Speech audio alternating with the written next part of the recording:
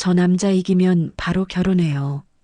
순간 훈련장은 정적에 잠겼고 조용히 물통을 정리하던 윤도현이 고개를 들었습니다. 사막의 열기가 기지 위로 일렁이던 오후였습니다. 보급 장교 윤도현은 묵묵히 물통을 정리하고 있었죠. 그의 왼쪽 무릎에는 보호대가, 팔에는 오래된 흉터가 남아 있었습니다. 미군 병사들은 그를 향해 코리안 보조병이라 비웃었지만 도연은 아무 말 없이 미소만 지었습니다. 그날 새벽 의무병 리아는 우연히 훈련장을 지나가다 어둠 속에서 홀로 맨손 격투 동작을 반복하는 도연을 보았습니다. 그 움직임은 군인의 것이라기보다 교관의 품새 같았죠. 재활 중입니다. 짧게 말한 도연의 눈빛에는 묘한 깊이가 서려 있었습니다. 며칠 후 술에 취한 미군들이 리아를 내기 대상으로 삼았습니다. 그리고 그 순간 리아의 입에서 떨리는 목소리가 터져 나왔죠. 구독과 좋아요로 함께 해주세요. 오늘의 사연 지금 시작합니다. 사막의 아침은 늘 황량했다. 해가 뜨기 전에도 열기가 피어올랐고 모래는 밤새 식지 않았다. 윤도현은 늘 그렇듯 가장 먼저 훈련장에 나왔다. 오늘도 그가 맡은 일은 단순했다. 보급품 점검, 식수 분배, 장비 정리. 누구에게도 눈에 띄지 않는 자리였다. 그가 수통을 옮기고 있을 때 훈련을 준비하던 미군 교관이 크게 외쳤다. 모두 집합. 오늘은 한미 합동 근접전 훈련이다. 미군 병사들이 우르르 모여들었다. 그들의 시선이 자연스레 도연에게로 향했다. 저 사람 아직도 무릎 다쳤다며? 그래도 저기서 저렇게 기어다니네. 대단하지. 말끝마다 비웃음이 섞였다. 도연은 대답하지 않았다. 그의 눈빛은 훈련장 한쪽 모래 더미 너머를 향해 있었다. 그곳에는 리아가 있었다. 그녀는 의무용 냉각팩을 손에 들고 훈련 시작을 준비 중이었다. 바람에 머리카락이 흩날렸고 땀이 이마를 타고 흘렀다. 도연은 잠시 그 모습을 바라보다 고개를 돌렸다. 훈련이 시작됐다. 박중희 교관의 구령이 울리고 미군 병사들이 서로 붙었다. 몸싸움이 거칠었다. 모래 위에서 팔이 휘둘리고 헛발질이 이어졌다. 한 병사가 기술을 실패하자 거친 욕이 터졌다. 젠장, 이렇게 하는 거냐고. 그가 화풀이 하듯 도연 쪽으로 주먹을 던졌다. 코리안, 내가 한번 보여줘봐. 도연은 고개를 저었다. 저는 보급 담당입니다. 그래, 그럼 물이라도 줘. 그 말에 몇 명이 웃었다. 리아가 그 소리를 들었는지 잠시 시선을 돌렸다. 눈빛이 불편하게 흔들렸다. 점심 무렵 그늘 하나 없는 야전식 테이블에 병사들이 몰려들었다. 리아는 그들 사이를 오가며 부상자 확인을 했다. 한 병사가 일부러 다리를 뻗어 그녀의 길을 막았다. 조심해요, 의무병님. 다칠라. 길 좀 비켜주세요. 리아가 단호히 말했다.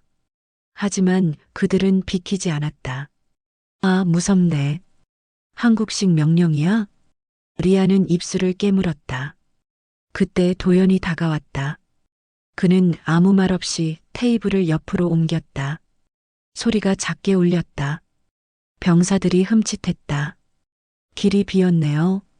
짧은 말이었지만 분위기가 순식간에 식었다. 리아는 작게 고개를 숙였다. 감사합니다. 도연은 고개를 저었다. 아닙니다. 원래 이 길은 통행로라서요. 그가 떠나자 리아의 손끝이 떨렸다. 그는 늘 그렇게 담담했다. 마치 아무 일도 아닌 듯한 표정으로 불편한 공기를 정리해버렸다. 그날 저녁 태양이 붉게 지던 시각.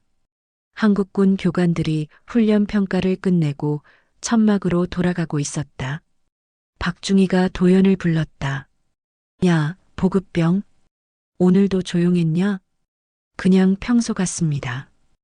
박중희는 잠시 그를 바라보다 미소를 지었다. 형, 아직도 그렇게 부른다고 뭐라 안 하지? 도연은 고개를 끄덕였다. 편하게 부르시죠. 짧은 대화였지만 리아는 그걸 들었다. 형? 그녀는 잠시 눈을 크게 떴다. 두 사람은 명백히 같은 계급이 아니었다. 박중희의 어조에는 묘한 존경이 섞여 있었다. 그날 밤 리아는 의무실에서 장비 점검을 하다 창문 너머로 빛을 봤다. 훈련장 한가운데 한 사람이 서 있었다. 도연이었다. 그는 조용히 무언가를 손에서 꺼내 들었다. 작은 금속빛이 반짝였다. 그녀는 유리 너머로 그것이 인식표임을 알아봤다. 도연은 그것을 오래 바라보다 조용히 손에 쥐었다. 바람이 불고 모래가 일었다. 그는 미동도 하지 않았다. 다음 날 오전 폭염이 내리쬐는 훈련장. 박중희가 미군 병사들과 격투 시범을 보였다. 그들 중 하나가 갑자기 흥분해 손에 모래를 집어던졌다. 이게 전투지. 한국군 교관이 막으려 했지만 늦었다. 순간 도연이 움직였다. 그는 한 발짝 앞으로 나가 병사의 손목을 잡았다. 짧은 동작, 단 한 번의 비틀림. 병사의 몸이 모래 위로 굴러떨어졌다. 뭐야 방금. 박중희의 목소리가 낮게 울렸다. 도연은 조용히 병사의 손을 풀었다. 괜찮습니까? 그 한마디가 더 큰 정적을 만들었다. 리아는 그 장면을 보며 숨을 삼켰다. 그의 손놀림이 너무 정확했다. 훈련 교관이 아니면 불가능한 움직임이었다. 오후가 되자 기지 전체에 불안한 공기가 돌았다. 술을 몰래 들여온 미군 병사들이 모여 있었다. 그들은 낮의 일을 이야기하며 웃어댔다. 봤냐, 그 코리안. 조용하더니 기술 하나는 있더라. 운이었겠지. 다음엔 우리한테 안 통할 거야. 웃음이 거칠게 퍼졌다. 누군가가 말했다. 내기할까? 누가 그 의무병한테 먼저 접근하나. 좋지. 지면 그 코리안이랑 싸워. 대신 이기면 결혼이야, 바로 결혼. 야유가 터졌다. 도연은 멀리서 그 대화를 듣고 있었다. 그의 손이 멈췄다. 물통을 들던 손끝이 굳었다. 그러나 그는 여전히 아무 말도 하지 않았다. 그는 걸음을 옮겨 하늘을 올려다봤다. 어둠이 서서히 내려오고 있었다. 그 순간 기지 스피커가 찢어진 듯한 소리를 냈다. 통신 장애였다.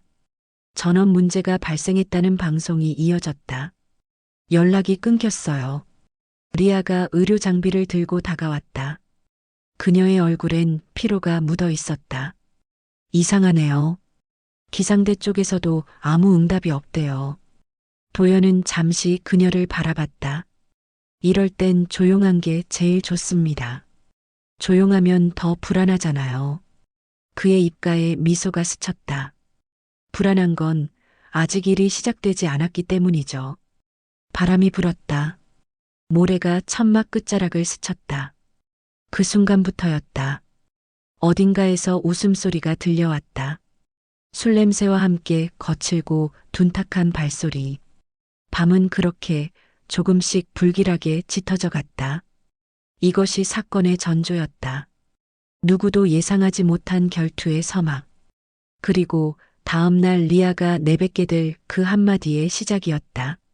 저 남자 이기면 바로 결혼해요.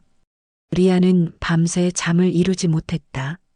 천막 바깥에서는 바람이 세차게 불었고 병사들의 웃음소리가 멀리서 메아리쳤다. 그 소리엔 묘한 불안이 섞여 있었다. 술과 권태, 그리고 긴장이 만들어낸 위험한 기운이었다. 새벽 무렵 그녀는 훈련장 쪽에서 들려오는 작은 소리를 들었다. 모래 위를 밟는 발소리였다. 기지의 등불은 대부분 꺼져 있었고 달빛만이 희미하게 장비의 윤곽을 드러냈다. 그곳에 도연이 있었다. 그는 장비를 점검하는 듯 보였지만 자세히 보니 눈을 감고 있었다. 두 손이 천천히 움직이며 허공을 그렸다. 짧고 간결한 동작, 그리고 단 한 번의 호흡. 그의 몸은 정지된 듯 했지만 동시에 폭발 직전처럼 긴장되어 있었다. 리아는 그 장면을 한참 바라보다가 발자국 소리를 내지 않으려 뒤로 물러섰다. 모래가 발끝에서 미끄러졌다. 도연이 고개를 돌렸다. 의무병님, 낮고 차분한 목소리였다. 그녀는 놀라 멈췄다. 이 시간에 왜 여기에 있습니까? 그냥 잠이 안 와서요. 도연은 고개를 끄덕였다. 이 시간의 공기는 생각보다 무겁습니다. 그는 그렇게 말하고 다시 눈을 감았다. 리아는 대답하지 못했다. 그가 고요한 사막 한가운데에서 느끼는 고독이 이상하게 그녀의 가슴을 건드렸다. 아침이 밝았다. 햇살은 이글거렸고 공기는 이미 뜨거웠다. 훈련장 한쪽에서 미군 병사들이 모여 있었다. 그들은 어제의 농담을 이어가고 있었다. 그 의무병 꽤 도도하던데? 도전해보지. 내기 한판 하자고. 웃음이 섞인 대화였지만 어딘가 위험했다. 도연은 그 근처를 지나며 그들의 목소리를 들었다. 그의 얼굴엔 아무런 표정이 없었다. 하지만 손끝이 잠시 멈췄다. 코리안, 이 상자 좀 들어. 한 병사가 말했다. 도연은 천천히 상자를 들어 옮겼다. 그런데 병사가 다시 불렀다. 아니, 저쪽으로. 거기 말고. 말투에는 명령조가 묻어 있었다. 도연은 고개를 들었다. 지금 그 위치면 됩니다. 병사가 비웃었다. 명령에 불복하는 거야? 그의 동료들이 킥킥거렸다. 리아가 멀리서 그 장면을 보고 있었다. 그녀의 눈에 긴장이 서렸다. 박중희 교관이 다가왔다. 무슨 일입니까? 병사 하나가 태연히 말했다. 그냥 농담이에요, 교관님. 박중희는 도연을 한번 바라보고 고개를 끄덕였다. 괜찮지? 예, 괜찮습니다. 짧은 대답이었다. 그러나 그 대답 뒤에는 묵직한 단념이 깔려 있었다. 그날 오후 훈련 도중 미군 한 명이 어깨를 다쳤다. 리아가 달려와 응급 처치를 했다. 그녀의 손이 빠르게 움직였다. 피가 흘러내렸지만 표정은 침착했다. 괜찮아요. 깊지 않아요. 그녀가 붕대를 감는 동안 병사의 눈이 그녀를 훑쳤다. 손이 부드럽네. 의무병이 아니라 천사 같아. 리아는 아무 말 없이 붕대를 고정했다. 그의 입가에서 웃음이 번졌다. 이런 천사한테 치료받으려면 다쳐도 괜찮겠네. 그 순간 도연이 다가왔다. 그의 그림자가 두 사람 사이를 가로질렀다. 의무병님, 필요하신 물품 있습니까? 짧고 정제된 말이었지만 그 안에는 분명한 단호함이 있었다. 병사는 도연의 눈빛을 보고 말을 잃었다. 아니요, 끝났어요. 리아가 조용히 말했다. 그녀는 그의 시선을 피하지 않았다. 그 안에는 묘한 안도감이 있었다. 그날 저녁 한국군 교관들이 회의 중에 이야기를 나누었다. 미군 애들, 요즘 분위기 이상하지 않아? 술이 문제지. 저녁마다 모여서 내기하고 떠들고. 그 보급병, 도연이 말야. 걔 좀 조용하긴 한데 어딘가 낯설지 않냐? 박중희가 고개를 들었다. 왜? 형님이라 부르던데, 형님. 순간 공기가 멈췄다. 그 말 리아 의무병이 들었대. 박중희는 한숨을 쉬었다. 괜한 오해만 사겠네. 조심해야지. 하지만 그의 얼굴에는 어딘가 복잡한 표정이 지나갔다. 밤이 깊어지자 기지 한쪽에서 소란이 났다. 술 냄새가 퍼졌고 병사들의 목소리가 높아졌다. 그 코리안 재밌지 않냐? 묵묵하니까 더 놀리고 싶어? 그 의무병도 만만치 않지. 눈빛이 차갑더라. 그래서 내기해야지. 누가 먼저 웃게 만들까? 그들은 웃었고 병사 하나가 덧붙였다. 지면 그 코리안이랑 싸워. 이기면 그녀랑 결혼. 그 말에 폭소가 터졌다. 도연은 멀리서 그들을 보고 있었다. 그는 장비 상자를 닫으며 고개를 들었다. 손목의 흉터가 빛에 반사됐다. 잠시 뒤 그는 묵묵히 천막 안으로 들어갔다. 그리고 무릎에 감은 보호대를 천천히 풀었다. 오래된 흉터가 드러났다. 피부 위로 새겨진 오래된 자국. 그는 손끝으로 그것을 만졌다. 그 표정엔 분노가 아닌 결심이 있었다. 밖에서는 여전히 웃음이 이어졌다. 리아는 의무실 문을 잠갔다. 심장이 빠르게 뛰었다. 오늘의 분위기가 평소와 다르다는 걸 본능적으로 느꼈다. 그녀는 무전기를 들어봤지만 잡음만 들렸다. 통신이 끊겼어요. 그녀는 창문 밖을 바라봤다. 멀리서 도연이 천막 앞에 서 있었다. 그는 달빛 아래에서 조용히 서 있었다. 눈빛은 어딘가 멀리 향해 있었다. 그날 밤은 길었다. 모래는 뜨거웠고 공기는 무거웠다. 리아는 자리에 앉아 무릎을 감싸 안았다. 그리고 떠올렸다. 새벽에 봤던 그 남자의 동작, 그 차분한 손끝과 숨소리, 그리고 자신을 가리던 그 말. 이럴 땐 조용한 게 제일 좋습니다. 그러나 조용함은 오래가지 않았다. 기지 저편에서 누군가의 웃음이 다시 터졌다. 금속 캔이 부딪히는 소리, 그리고 낯선 노랫소리. 그것은 폭풍이 오기 전의 전조였다. 내일 이곳의 공기는 완전히 달라질 것이다. 리아는 창밖을 바라보며 낮게 중얼거렸다. 제발 아무 일도 없기를. 그러나 이미 첫 사건의 밤은 시작되고 있었다. 새벽부터 바람이 거칠었다. 기지 위로 먼지가 흩날리고 모래가 장비 틈새를 파고들었다. 윤도현은 한 손으로 천막을 잡고 다른 손으로 물통을 정리했다. 그의 눈빛은 멀리서 다가오는 미군 병사들을 향하고 있었다. 어젯밤 그들이 만든 소란의 여파가 아직 남아 있었다. 박중희 교관이 훈련장을 점검하며 불만스럽게 말했다. 요즘 저 미군들 예의가 없어. 말이 훈련이지 놀이터 같잖아. 도연은 고개를 끄덕였다. 술 때문입니다. 훈련이 길어지면 긴장감이 풀리죠. 박중희는 그를 한참 바라보다가 낮게 웃었다. 역시 형님답네. 그래도 요즘은 그냥 보급병처럼 보여. 그 한마디가 공기 속에 가라앉았다. 도연은 미세하게 눈썹을 움직였을 뿐이었다. 지금은 그게 제자리입니다. 박중희는 아무 말 없이 돌아섰다.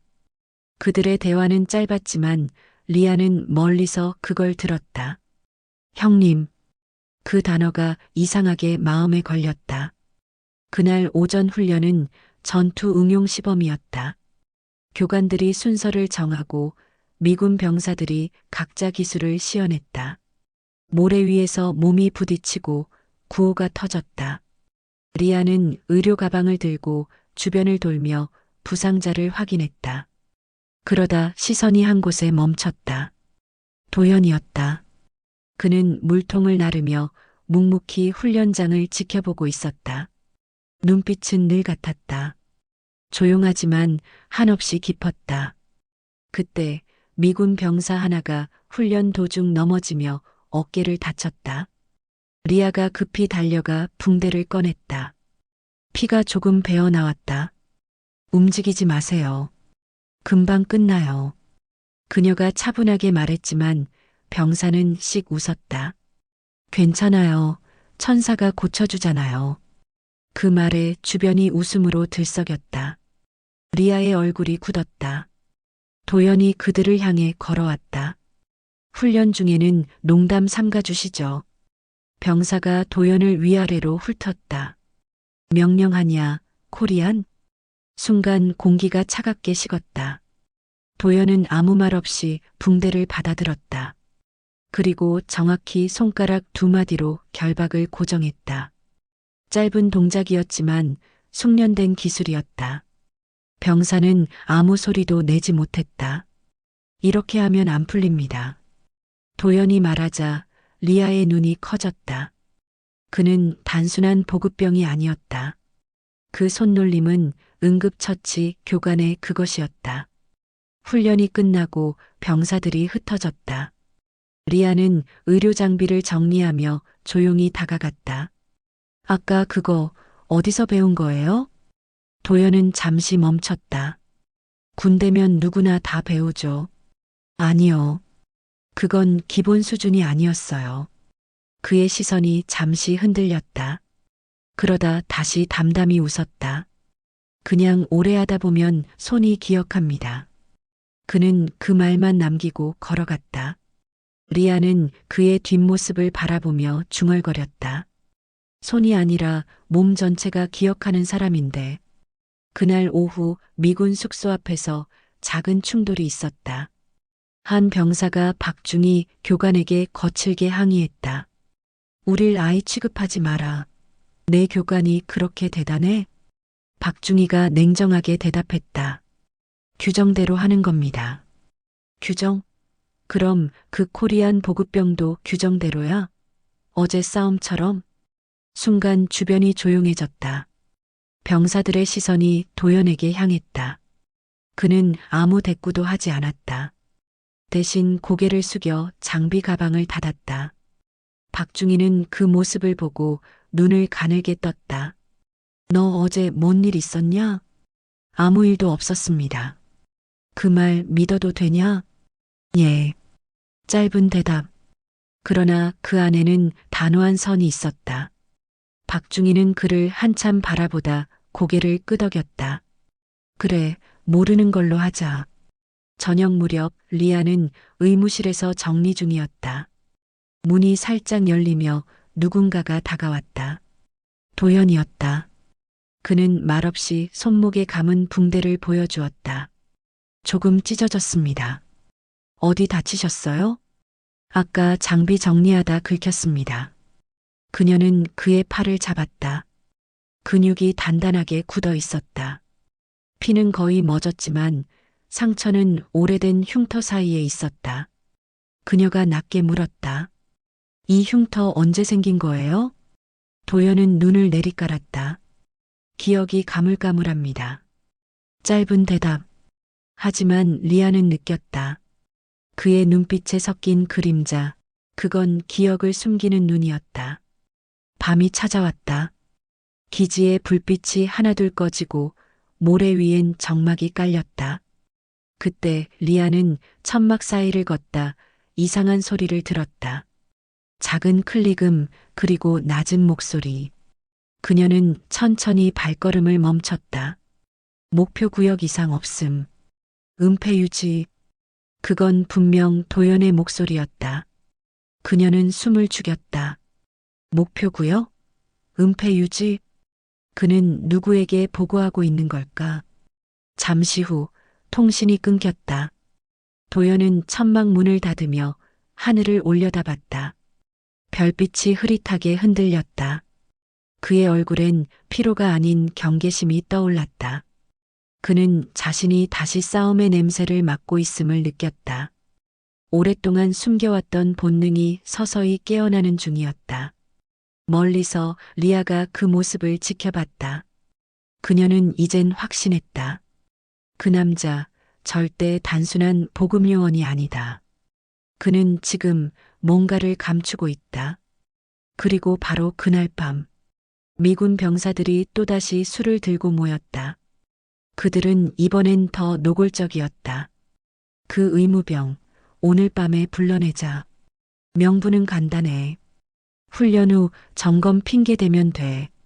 그들의 웃음이 짙은 그림자를 만들었다.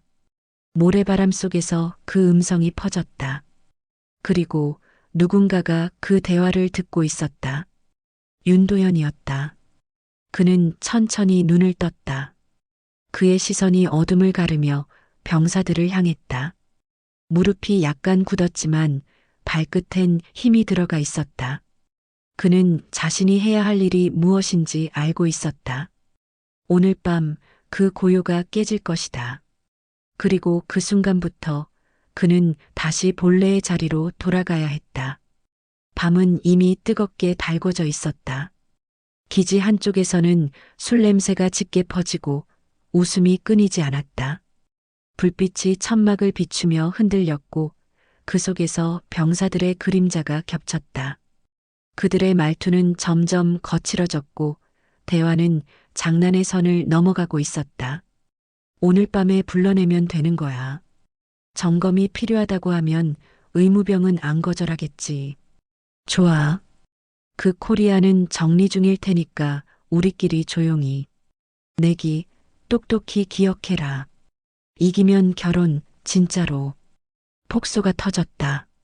맥주 캔이 부딪히며 찰컥 소리를 냈다.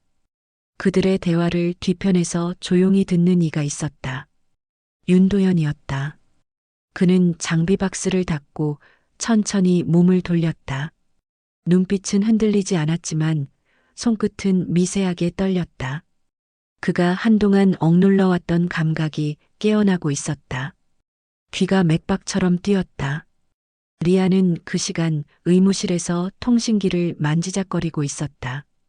잡음만 가득했고 아무런 응답도 없었다.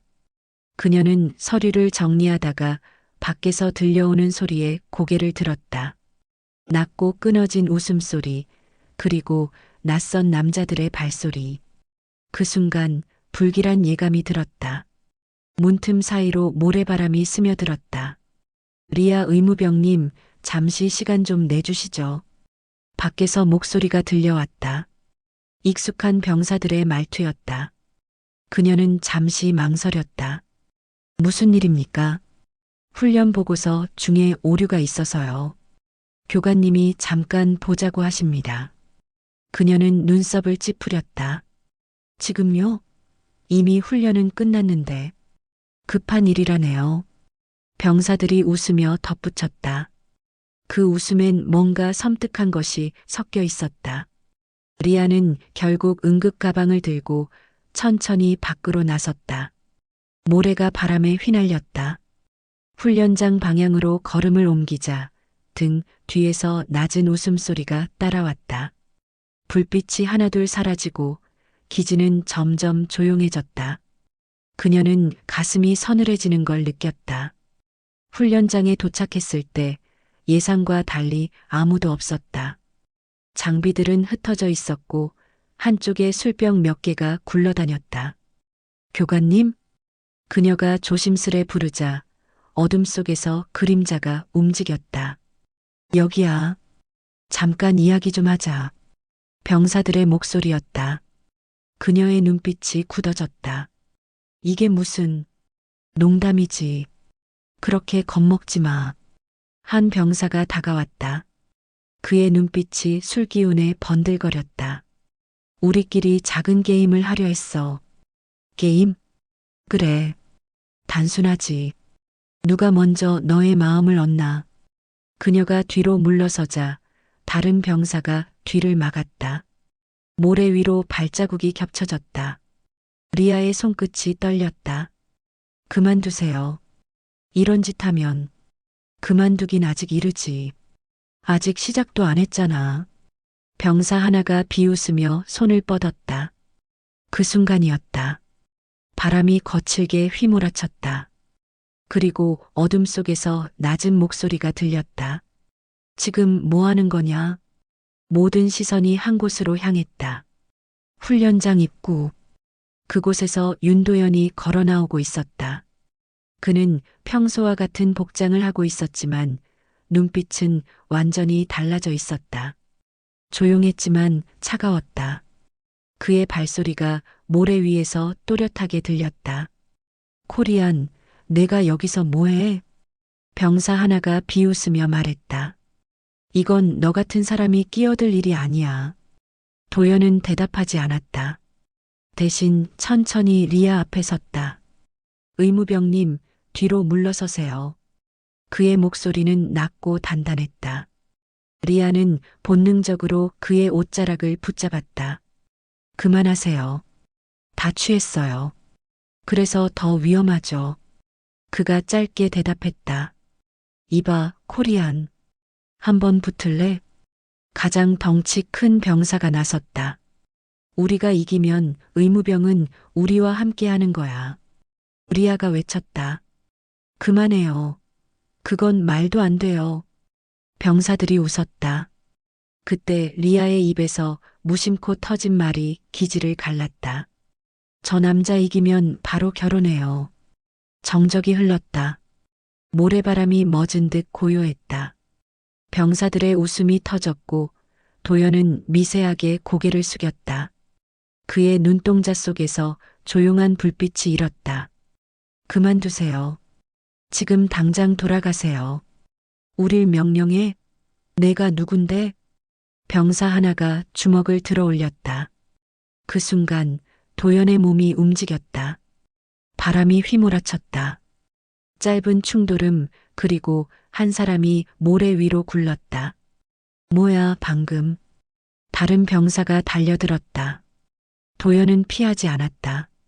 한 걸음 비켜서며 상대의 팔을 잡아내렸다. 균형이 무너졌다. 두 번째 병사도 쓰러졌다. 짧은 시간 아무도 말을 하지 못했다. 남은 병사들이 눈빛을 바꾸며 동시에 덤벼들었다. 그때 도연의 시야가 한순간 흔들렸다. 무릎이 저릿했다. 오래된 통증이 다시 깨어났다. 그는 이를 악물었다. 리아는 비명을 삼켰다. 도연 씨, 그만. 그의 몸이 흔들리다 멈췄다. 그리고 다시 일어섰다. 왼쪽 다리를 지탱하며 그는 오른손으로 상대의 손목을 꺾었다. 이건 훈련이 아닙니다. 그의 목소리가 낮게 울렸다. 이건 보호입니다. 마지막 병사가 비틀거리며 일어서려 했지만 이미 싸움은 끝나 있었다. 모래 위에 5명의 병사가 누워 있었다. 숨소리만이 들렸다. 바람이 다시 불었다. 도연은 천천히 숨을 내쉬었다. 리아가 그에게 다가가 물었다. 당신 도대체 누구예요? 그는 대답하지 않았다. 대신 손을 들어 그녀의 어깨를 감싸며 말했다. 괜찮습니다. 이제 끝났어요. 그러나 그것은 시작이었다. 기지의 공기는 이미 달라져 있었다. 모래 위의 발자국, 쓰러진 병사들, 그리고 도연의 이름. 그 모든 것이 내일 이곳을 뒤흔들 것이다. 그리고 리아는 그날 밤 처음으로 그 남자를 두려워하지 않았다. 오히려 이상하게도 안심이 되었다. 그녀는 속삭였다. 이제 당신의 비밀을 알고 싶어요. 도연은 아무 대답도 하지 않았다. 대신 고요한 하늘을 바라봤다. 별빛이 흩어지듯 그의 눈빛이 천천히 식어갔다. 새벽이 밝았다. 사막 위로 붉은 햇살이 번지며 훈련장을 비췄다. 그러나 그날의 공기는 평소와 달랐다. 무언가가 일어난 기지였다. 모래 위에는 여전히 발자국 자국과 흩어진 장비들이 남아 있었다. 밤의 싸움은 끝났지만 여운은 사라지지 않았다. 윤도현은 물통을 들고 천천히 걸었다. 왼쪽 무릎이 묵직하게 쑤셨다. 그는 잠시 숨을 고르고 무릎을 눌러 통증을 가라앉혔다. 밤사이 얼음찜질을 했지만 완전히 낫지는 않았다. 그는 천천히 자신이 한 일을 되짚었다. 정당방위였다. 그러나 그 단어로 이 상황을 설명할 수 있을까? 기지 안에서는 이미 수군거림이 시작됐다. 미군 5명이 한 번에 나가떨어졌대. 그거 들었어? 코리안 보급병이 혼자서 그랬다더라. 설마 과장된 얘기겠지. 소문은 바람을 타듯 빠르게 퍼졌다. 도연은 아무 말 없이 장비를 정리했다. 그러나 미군들의 시선이 달라져 있었다. 예전처럼 비웃는 눈빛은 아니었다. 대신 경계 혹은 두려움이 서려 있었다. 리아는 의무실에서 약통을 정리하며 창밖을 바라봤다. 도연이 멀리서 걸어오는 모습이 보였다. 그의 걸음은 약간 느렸지만 안정되어 있었다. 그녀는 손을 멈추고 조용히 속삭였다. 다친 건 분명한데 그 눈빛은 아직 전투 중이야. 도연이 의무실 문을 열었다. 어제 일 보고는 안 올리셨죠? 그의 목소리는 낮고 담담했다. 리아는 잠시 망설였다. 아직은요. 하지만 언젠가 알게 될 거예요. 그렇겠죠. 그는 짧게 웃었다. 당신 덕분에 일이 더 커지진 않았습니다. 그 말은 제가 말한 결혼 때문이에요? 도연은 고개를 들었다. 그녀의 눈빛은 흔들림 없이 그를 바라보고 있었다. 그건 순간적인 선택이었어요. 그 선택이 제 목숨을 살렸습니다. 잠시 침묵이 흘렀다. 바람이 천막을 흔들었다. 그때 박중희 교관이 들이닥쳤다. 형, 뭐야 어제 일. 문이 열리자 공기가 무겁게 눌렸다. 미군 병사들이 다쳤다더라. 5명이나. 무슨 일이 있었어? 도연은 아무 말도 하지 않았다. 박중희는 그를 노려봤다. 이건 그냥 넘어갈 문제가 아니야. 그는 리아를 돌아봤다. 당신도 뭔가 봤죠? 리아는 입술을 깨물었다. 그들이 먼저 시비를 걸었어요. 그래도 박중희는 말을 잇지 못했다. 도연의 표정이 그를 멈추게 했다. 고요했지만 절대 흔들리지 않는 눈빛이었다. 잠시 후 미군 간부들이 훈련장으로 모였다. 상황 조사였다. 톰, 어젯밤 주동자였던 병사가 팔에 붕대를 감은 채 나타났다. 그의 얼굴에는 멍이 짙게 퍼져 있었다. 도연을 보자 미묘한 감정이 스쳤다. 분노와 두려움이 섞인 눈빛이었다. 그 코리안이 우릴 공격했어요. 톰이 외쳤다. 미군 간부의 시선이 도연에게 향했다. 사실입니까? 도연은 침착하게 대답했다. 아니요. 방어였습니다. 그들이 먼저 여성에게 접근했고 그 과정에서 폭력이 시작됐습니다. 증거 있습니까? 리아가 앞으로 나섰다. 제가 봤어요. 그녀의 목소리가 흔들렸지만 단단했다. 톰은 이를 악물었다. 거짓말이에요. 우린 그냥 얘기하려고. 그만해. 뒤에서 다른 병사가 낮게 말했다. 그의 얼굴엔 피곤한 표정이 서려 있었다. 톰, 이제 그만하자. 우리도 알잖아. 짧은 정적이 흐르고 미군 간부가 고개를 끄덕였다. 이건 내부적으로 처리하겠습니다. 한국 측에는 피해 보고만 남기죠. 회의가 끝난 뒤 도연은 조용히 천막으로 돌아왔다. 박중희가 뒤따랐다. 형, 진짜 뭐야? 나한테만이라도 말해봐. 도연은 짧게 대답했다. 지금은 보급병입니다. 농담하지 마. 어제 기술, 그건 일반 군인 수준이 아니었어. 도연은 한동안 침묵하다가 낮게 말했다. 박중아, 가끔은 모르는 게 편할 때도 있다. 그의 목소리에 묘한 체념이 섞였다. 그날 밤 리아는 혼자 남아 기록을 정리했다. 보급 장교 윤도현 행동 기록 미상, 교전 후 통신 차단. 그녀는 펜을 멈췄다. 그리고 머릿속에서 떠오르는 장면 하나를 다시 떠올렸다. 새벽 도연이 훈련장에서 홀로 움직이던 모습. 그 동작, 그 집중, 그 침묵. 그녀는 속삭였다. 당신은 정말로 누군가를 지키기 위해 싸우는 사람이구나. 창문 너머로 모래바람이 흩날렸다. 하늘에는 희미한 별빛이 깜빡였다. 그때 리아의 통신기가 짧게 깜빡였다. 신호 회복 중. 그러나 다음 순간 기계음이 울렸다. 접속 불가. 제한 코드 707. 그녀의 눈이 커졌다. 707. 그 숫자를 그녀는 전해봤다. 도연의 인식표에 새겨져 있던 그 숫자. 그녀는 그제서야 모든 조각이 맞춰지고 있음을 느꼈다. 밤하늘 아래 누군가가 조용히 걸어가고 있었다. 윤도현이었다. 그는 어둠 속에서 통신기를 꺼내 들었다. 임무구역 통제 완료. 불필요한 피해 없음. 그의 목소리는 낮고 침착했다. 그리고 마지막 한마디. 특임단 코드 707 보고 종료. 그는 통신기를 닫고 천천히 숨을 내쉬었다. 다시 평범한 보급병의 얼굴로 돌아가며 낮게 중얼거렸다. 이제 내 역할은 끝났다. 그러나 그 말이 끝나기도 전에 멀리서 경고음이 울렸다. 새로운 작전 명령. 그리고 그는 알았다. 그의 평화는 아직 오지 않았다는 것을. 모래 폭풍이 지나간 다음 날 기지는 이상할 정도로 조용했다.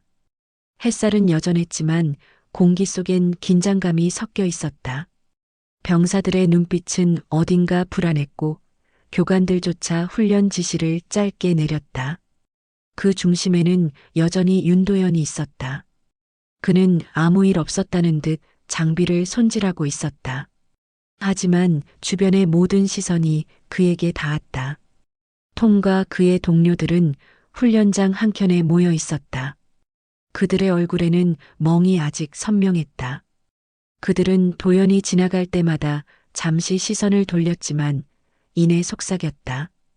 그가 정말 특수부대 출신이라던데. 707이라는 숫자를 들었어. 말도 안 돼. 그런 인물이 왜 보급병으로 와? 소문은 더 이상 막을 수 없는 속도로 퍼져나갔다. 리아는 그날 오전 통신장교를 찾아가 조용히 물었다. 혹시 이 코드 707 무슨 뜻인지 아세요? 장교는 잠시 말을 멈추더니 그녀를 바라봤다. 그건 특전사 중에서도 최정예 부대의 식별 번호예요.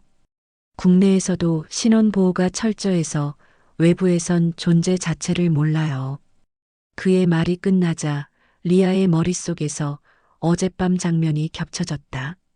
도연이 보여준 정확한 제압 동작, 한치의 흔들림 없는 표정, 그리고 싸움이 끝난 뒤에 그 한마디. 이건 보호입니다. 그녀는 더 이상 의심하지 않았다. 그는 진짜였다. 전설로만 들리던 707특임단, 실전 교관. 그가 왜 이곳에 있는지 알 수 없었지만 그의 눈빛 속엔 임무의 그림자가 있었다. 오후가 되자 미군 대위가 훈련장에 나타났다. 오늘은 실전 격투 평가를 진행한다. 그의 목소리는 평소보다 딱딱했다. 박중희 교관이 물었다. 평가라니, 어제 일이 아직 마무리되지 않았는데요? 그렇기에 필요합니다. 대위는 단호했다. 양측 병사 간 신뢰 회복을 위한 공개 시범. 서로의 실력을 인정하면 불필요한 긴장은 사라질 겁니다. 박중희는 잠시 도연을 바라봤다. 그의 표정은 평온했지만 눈빛은 이미 상황을 읽고 있었다. 형, 안 나가도 돼. 괜찮습니다. 짧은 대답이었다. 그는 훈련복 상의를 벗어 던지고 무릎 보호대를 조염했다. 햇살 아래 그의 팔과 어깨의 근육이 드러났다. 그 모습에 주변이 술렁였다. 미군 병사들의 표정이 굳어졌다. 그들 중 하나 바로 톰이 앞으로 걸어 나왔다.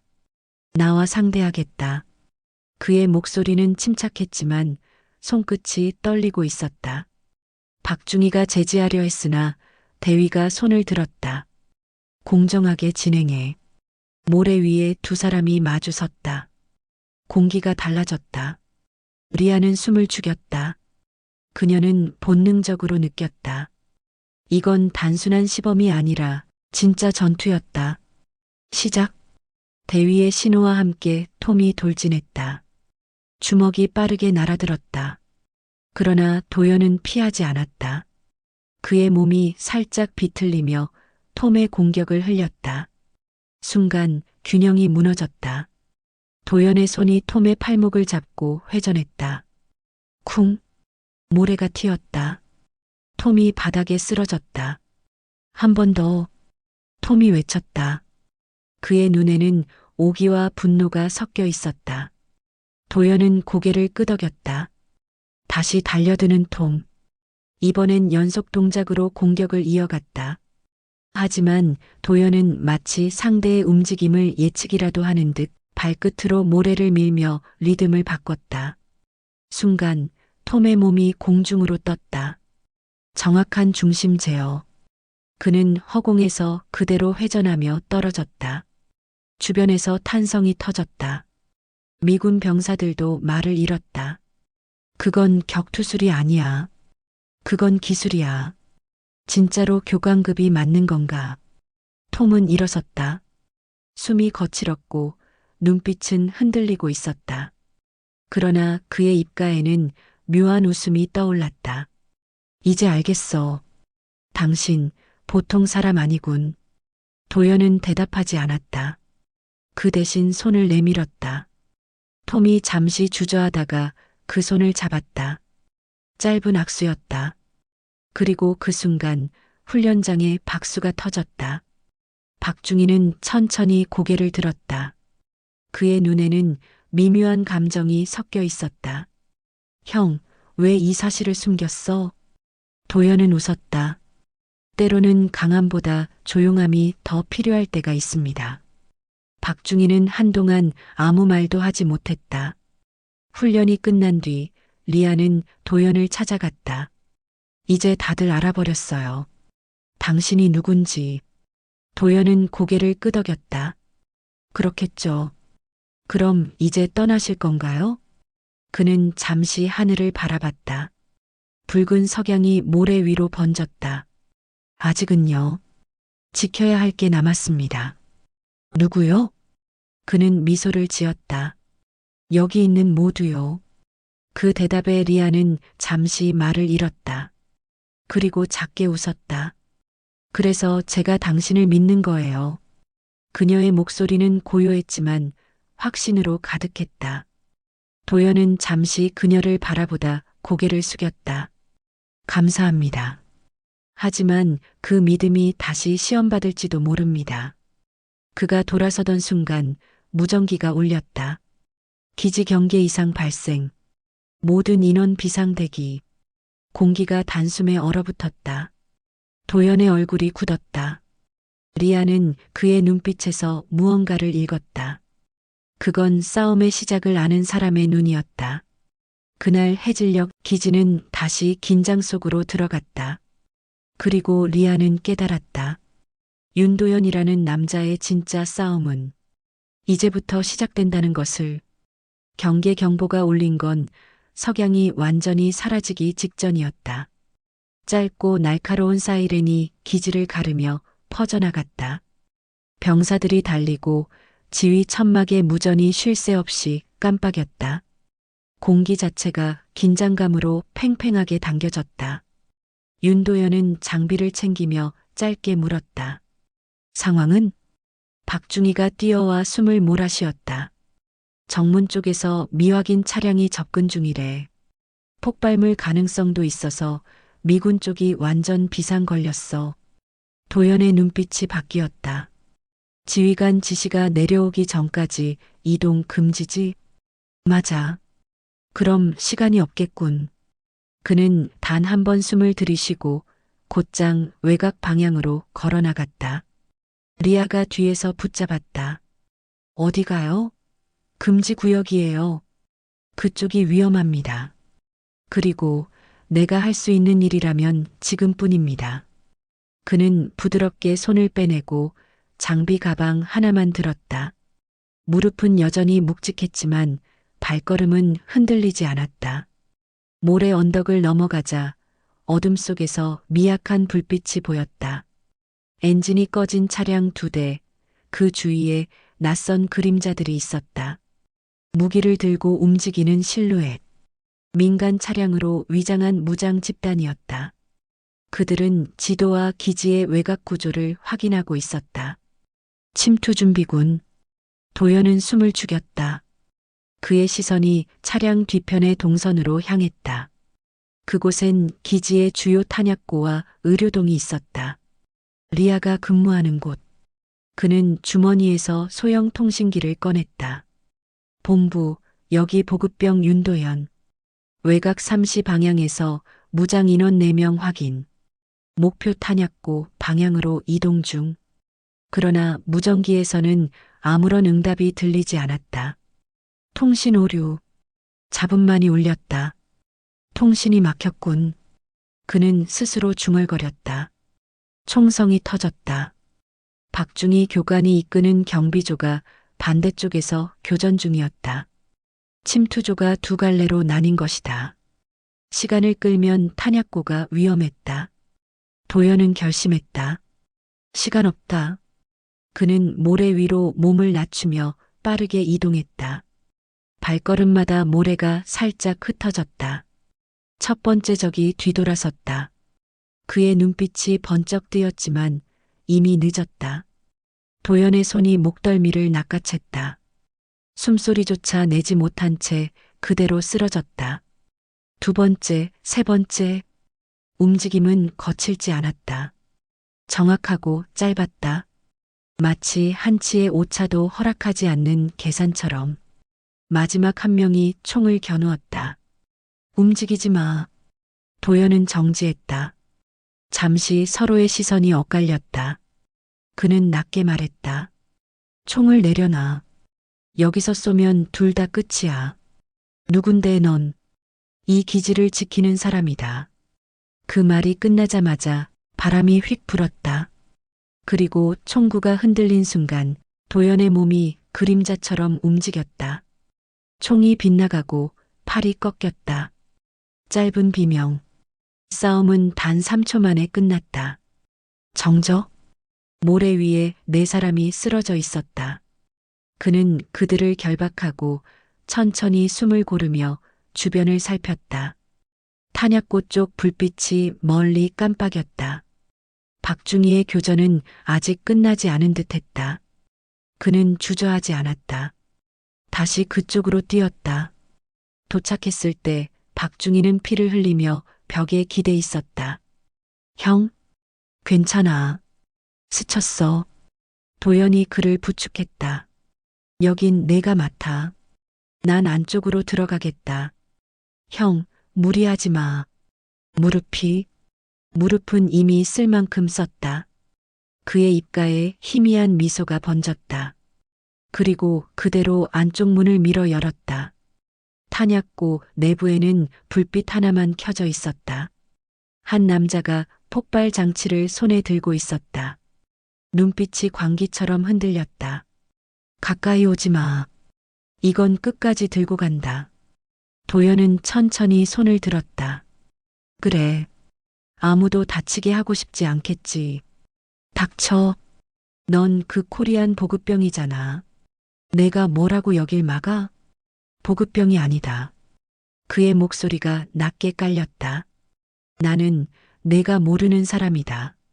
찰나의 순간 그의 손끝이 움직였다. 폭발 장치가 떨어지고 도연의 왼발이 장치 위를 눌러 고정했다. 끝났다. 미쳤군. 지키는 일엔 이유가 필요 없지. 폭발물 해제 후 그는 천천히 몸을 돌렸다. 그제야 무릎의 통증이 폭발했다. 힘이 풀리며 벽에 손을 짚었다. 숨이 거칠게 들이켰다. 그러나 표정은 고요했다. 밖에서는 리아가 달려오고 있었다. 그녀의 눈이 그를 발견하자 순간적으로 멈췄다. 당신 피가 별일 아닙니다. 무릎까지 다쳤잖아요. 괜찮아요. 그는 미소를 지었다. 이제 진짜로 끝났으니까. 그 말이 떨어지자마자 기지 전체에 위험 해제 신호가 울렸다. 바람이 불었다. 하늘에는 먼지가 걷히며 별빛이 드러났다.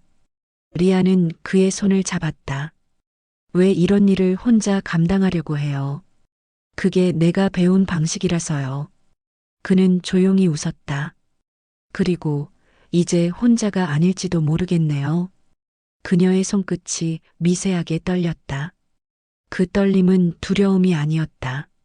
어쩌면 처음으로 안도라는 이름의 감정이었을 것이다. 모래 위의 바람이 잦아들었다. 그리고 어둠은 천천히 물러나고 있었다. 새벽빛이 기지 위를 물들였다. 밤새 이어졌던 경계와 긴장이 서서히 풀리고 있었다. 모래바람이 잦아들자 패어갔던 풍경 속에 작은 생기가 스며들었다. 그러나 윤도현은 여전히 천막 안에 앉아 있었다. 무릎에 감은 붕대가 희게 빛났다. 그의 손엔 보고서 한 장이 들려 있었다. 임무 종료. 교관 윤도현, 현장 조치 완료. 짧은 문장이었지만 그 안엔 수많은 기억이 담겨 있었다. 문이 살짝 열리며 리아가 들어왔다. 그녀는 조심스럽게 그의 곁으로 다가왔다. 밤새 못 주무셨죠? 이젠 괜찮습니다. 그는 고개를 들었다. 리아의 손에는 커피 한 잔이 들려 있었다. 이거요. 따뜻할 때 드세요. 감사합니다. 그는 종이컵을 받아들었다. 김이 천천히 피어올랐다. 잠시 침묵이 흘렀다. 리아는 그를 바라보다 조용히 입을 열었다. 어제 당신이 한 일 모두 알고 있어요.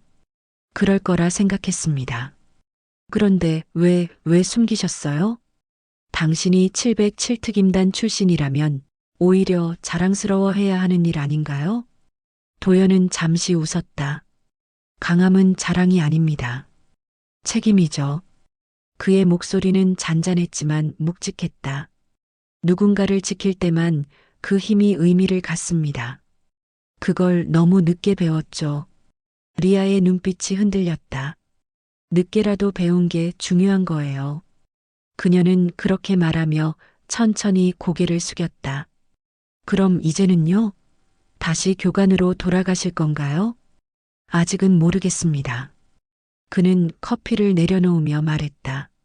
명령이 내려오기 전까진 여기 머물 겁니다. 누군가는 남아 기지를 정리해야 하니까. 그럼 저도 남을게요. 그 말에 도연은 고개를 들었다. 리아 의무병, 여긴 위험합니다. 임시 배속인 건 알고 있죠? 위험한 건 어제부터였어요. 하지만 이제 혼자 두고 가지 않을 겁니다. 그녀의 말은 단호했다. 도연은 잠시 말을 잃었다. 그의 눈빛이 부드럽게 흔들렸다. 고맙습니다. 그는 짧게 대답했지만 그 한마디에 담긴 감정은 깊었다. 며칠이 지나면서 기지는 서서히 안정되었다. 미군 병사들은 그에게 더 이상 코리안이라 부르지 않았다. 대신 교관님이라 불렀다. 처음엔 어색했지만 이제는 그 이름이 자연스러웠다. 톰은 팔에 붕대를 감은 채 찾아왔다. 도현, 잠깐 시간 있어요? 물론입니다. 그날 내 행동, 정말 미안했어. 도현은 미소를 지었다. 그건 이미 끝난 일입니다. 아니요. 당신 덕분에 우리가 어떤 사람이어야 하는지 배웠어요. 우린 군인이지만 동시에 인간이니까. 그의 말은 어눌했지만 진심이었다. 도연은 그를 가볍게 두드렸다. 그럼 충분합니다. 그날 밤 기지의 식당 한켠에서 소박한 송별 모임이 열렸다. 한국군과 미군이 함께 둘러앉아 조용히 잔을 부딪혔다. 그동안 쌓인 오해와 불신이 서서히 녹아내렸다. 도연은 모래 위에 앉아 있었다. 별이 유난히 밝았다. 리아가 다가왔다. 혼자 계시네요. 생각 좀 하고 있었습니다. 무슨 생각이요? 돌아가면 어떻게 살아야 할까? 그런 거요. 이제는 누군가를 가르치면서 사는 것도 괜찮을 것 같은데요. 그녀는 미소 지었다. 그 누군가가 바로 저라면 더 좋겠고요. 도연은 잠시 웃다가 고개를 돌렸다. 그 말 진심입니까? 네. 하지만 나는 평범하지 않습니다. 평범하지 않아서 좋은 거예요. 리아의 눈빛은 흔들림이 없었다. 짧은 바람이 불었다. 그 바람 속에서 도연은 처음으로 마음의 벽이 무너지는 걸 느꼈다. 그는 천천히 손을 내밀었다. 그럼 약속하죠. 내가 한국으로 돌아가면 다시 만나기로. 그 약속 꼭 지켜야 해요. 물론이죠. 그들의 손끝이 맞닿았다. 모래가 흩날리고 별빛이 반짝였다. 멀리서 경비병의 휘파람 소리가 들려왔다. 평화로운 기지의 밤이었다. 하지만 리아는 알았다. 그의 눈빛 깊은 곳엔 여전히 긴장이 남아 있었다. 언제든 다시 불러질 수 있는 사람, 전설의 교관 윤도현. 그녀는 마음속으로 다짐했다. 그가 혼자 싸우지 않도록 이제부터는 자신이 곁을 지키겠다고. 기지의 불빛이 하나둘 꺼지고 밤이 완전히 내려앉았다. 그 순간 도연은 속삭였다. 이제 정말로 평화를 배워야 할 때인가 보군요. 그의 목소리가 바람에 섞여 멀리 흩어졌다. 한국으로 복귀하는 날이었다. 이른 새벽부터 기지는 분주했다. 트럭들이 짐을 실었고 교관들과 병사들은 마지막 점검을 하고 있었다. 윤도현은 천천히 천막을 정리하며 주변을 둘러봤다. 몇 달 전만 해도 그에게 냉소를 보내던 사람들, 이제는 모두 그를 향해 깍듯이 경례를 붙였다. 교관님, 이건 저희가 챙기겠습니다. 박중희가 다가와 말했다. 고생 많으셨습니다. 도연은 고개를 끄덕였다. 수고 많았다. 모두 덕분에 여기까지 왔지. 그의 말은 짧았지만 그 속엔 묵직한 정이 담겨 있었다. 비행기 탑승까지 남은 시간은 1시간 남짓이었다. 도연은 의무실로 향했다. 리아가 있었다. 그녀는 정리된 의약품 상자를 확인하다가 고개를 들었다. 벌써 가시나요? 명령이 내려왔습니다. 그럼 이제 다시는 못 보는 건가요?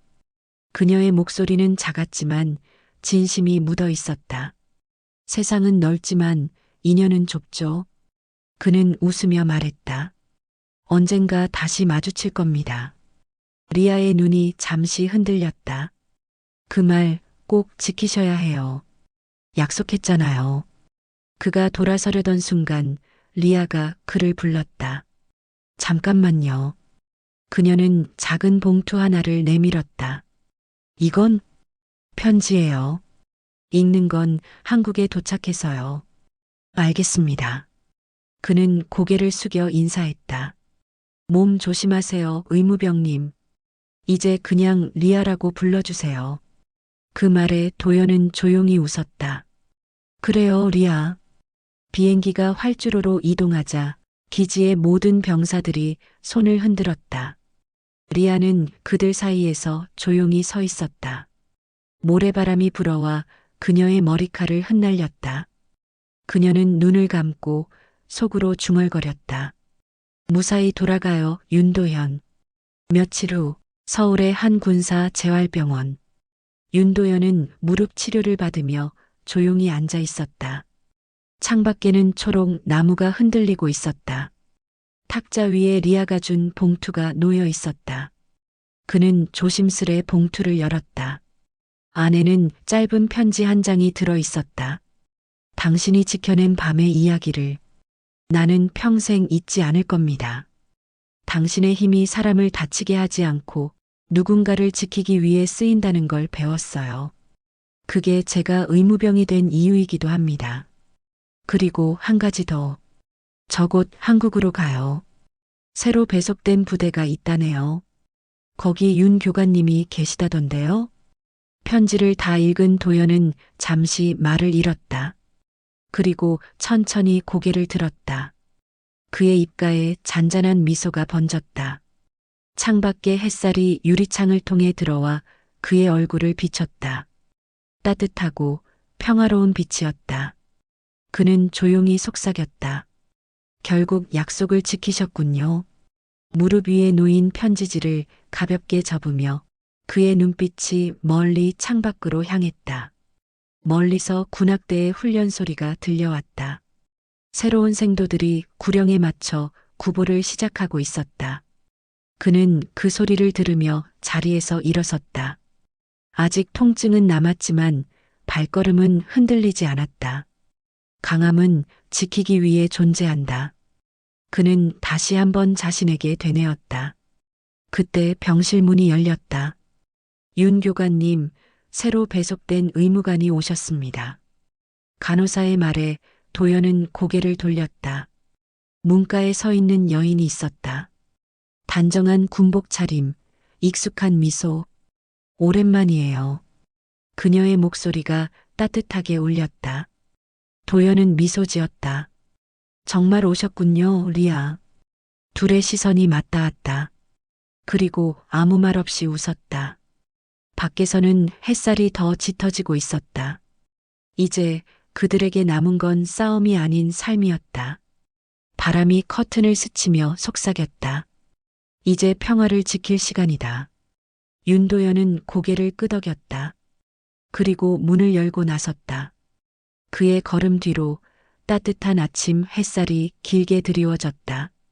기나긴 여정의 끝에서 조용한 미소가 피어올랐다.